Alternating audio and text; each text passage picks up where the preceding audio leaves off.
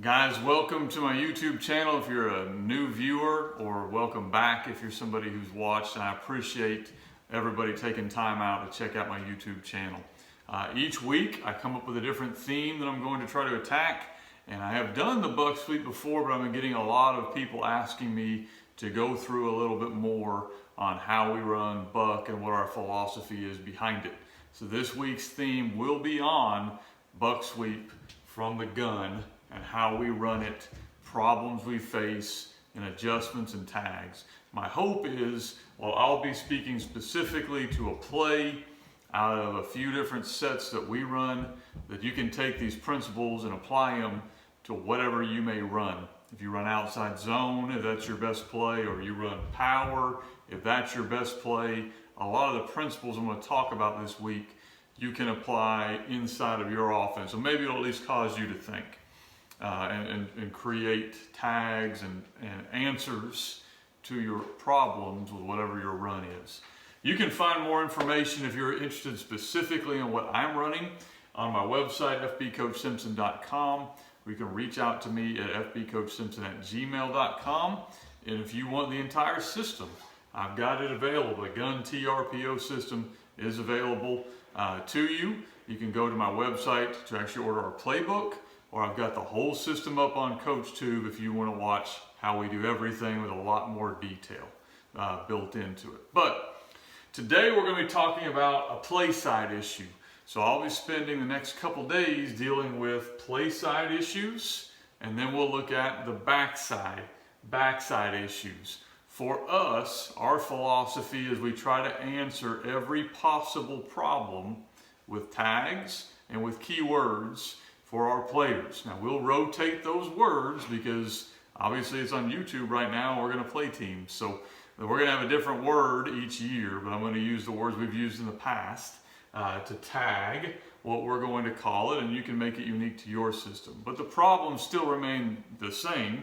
If you're going to run the buck sweep, these are the play side problems that we have identified. A really good 9 technique. Okay, a really good nose tackle, especially a slanting nose tackle, or just a really talented one. Okay, a really good blitz or fast triggering inside linebacker, that's a problem. Okay, and then they may outnumber you. That's any play. They outnumber you over there. Those are issues. So we're going to walk through the next couple of days how to answer these issues. Then we're going to walk through how to answer backside issues. So backside issues, maybe the backside inside linebacker, he's hard to block on any play. Buck sweep, he's hard to block, and so he's a problem. What are some answers we have? Then we're going to talk about outside linebacker. Maybe the outside linebacker here is getting into the box and he's killing a lot of the other run game. How do we take advantage of that? Then the defensive lineman on the backside.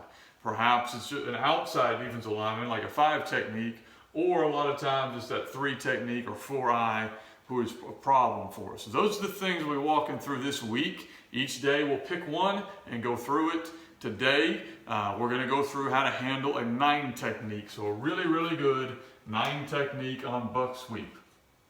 For those of you who maybe aren't as familiar with the way things are called out, we consider a 9 technique outside shoulder of the tight end, or really any defender in the tight end wing gap. You know, when you play us, a lot of teams, this is something they want to run.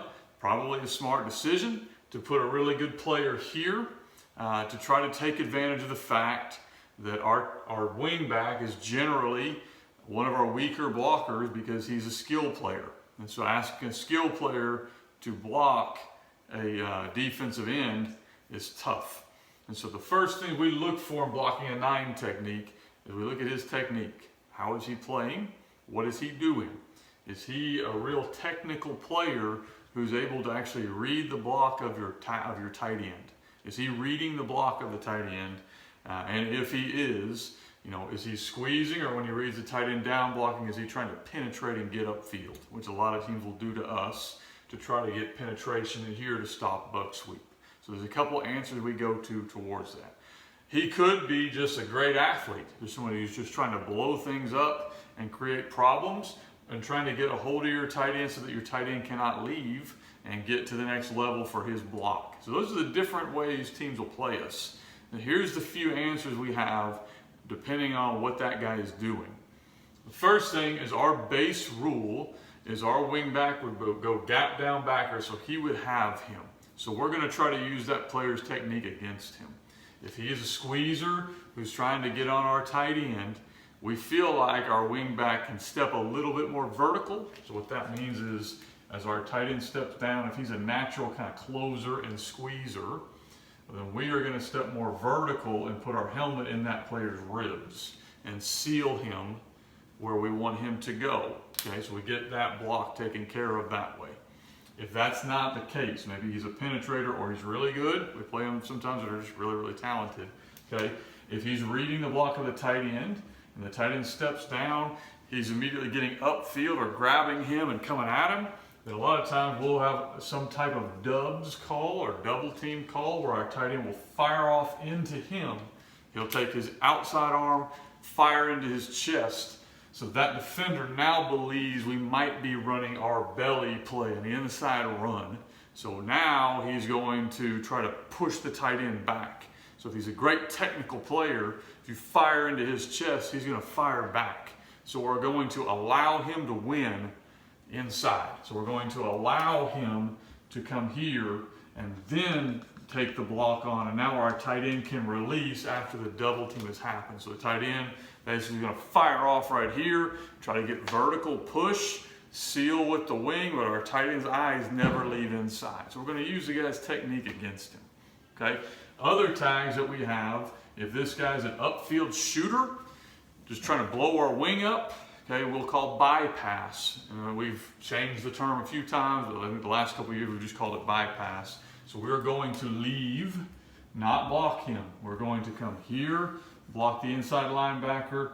We're going to come here, block the inside linebacker, and now we're essentially going to run buck sweep one gap wider. A couple things, if you're going to run bypass, if this guy's grabbing a hold of your tight end, that's not a great call because your tight end will never get to his block, okay, and we'll never see that guy to kick him. So it's more of a call for an upfield type player. Second deal is, if you're going to call bypass, you need to understand that it's going to hit inside a lot more. The play is going to hit inside more than it usually would because the pull kick will happen in the C gap. So there's some ways you can help yourself out with that. You can widen your splits to create a little more natural gap so that your guy can get there. So just a couple different ways we handle a 9 technique.